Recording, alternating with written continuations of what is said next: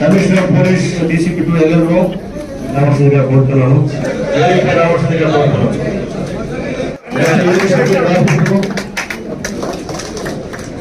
ఈరోజు వైజాగ్ సిటీలో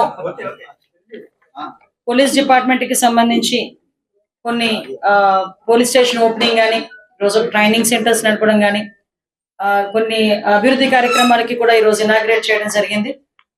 very happy. ఈ రోజు మన డీసీపీ గారు, అదేవిధంగా డిఐజీ గారు, సిపి గారు అందరి ఆధ్వర్యంలో డిపార్ట్మెంట్ అందరూ కూడా ఇనిషియేషన్ తీసుకొని, ఆర్లో పోలీస్ స్టేషన్ ఎప్పటి నుంచో కూడా పెండింగ్ లో ఉన్న ఇష్యూ మీ అందరికీ తెలుసు. 2018లో అప్పుడు చినరాజప్ప గారు హోమ్ మినిస్టర్ గా ఉండేటప్పుడు ఏదైతే శంకుస్థాపన జరిగిందో అదే యాస్టీస్ మళ్ళీ ఈ రోజు మళ్ళా మా గవర్నమెంట్ వచ్చిన తర్వాత ఈ రోజు మా అందరి చేతుల మీదుగా ఈ రోజు ఓపెన్ జరగడం అనేది ఒక అదృష్టం కింద భావించాలి.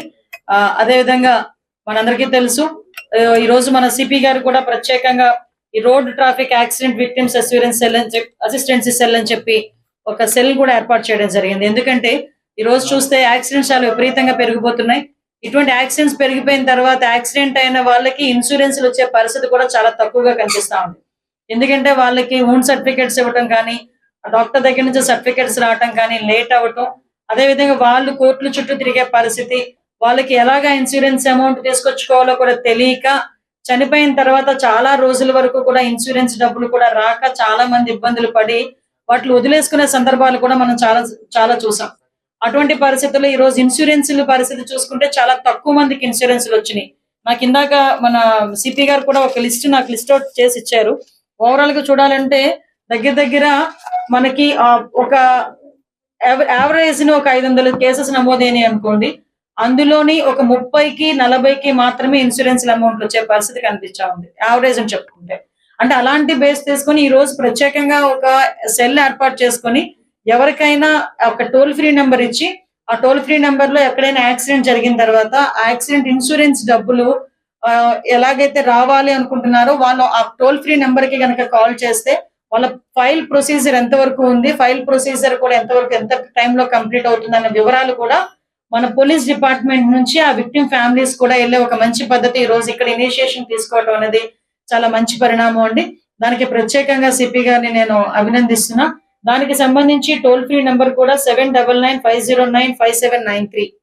ఈ టోల్ ఫ్రీ నెంబర్ ని కూడా మేము కూడా అన్ని చోట్ల కూడా ఎగ్జిబిట్ చేస్తాం. దీన్ని డిపార్ట్మెంట్ వాళ్ళందరికీ కూడా ఇస్తారు.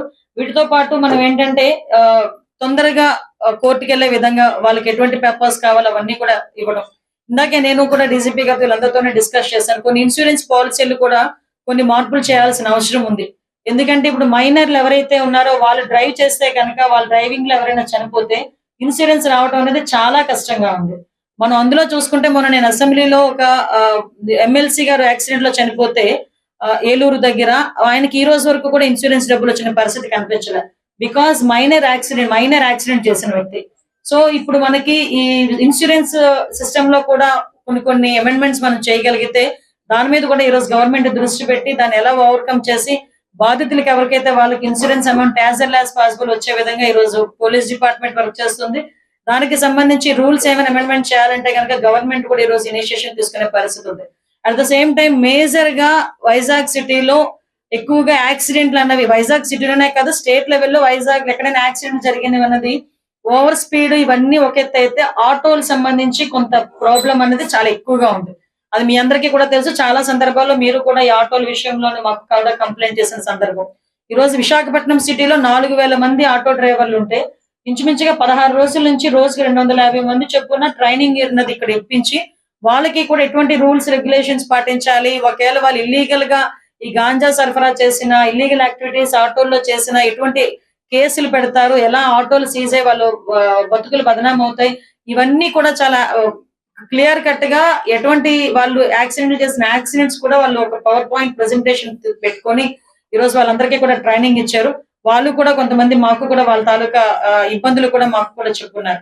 సో ఇవన్నీ కూడా మేము చాలా క్లియర్ గా ఎక్కడ కూడా ఇబ్బంది లేకుండా డిపార్ట్మెంట్ వైజ్ గా మేము చేసుకునే పరిస్థితి కూడా ఇక్కడ కనిపిస్తా ఉంది. ఈ విషయంలోనే ప్రత్యేకంగా నేను డిపార్ట్మెంట్ వాళ్ళందరినీ కూడా అభినందిస్తున్నాను.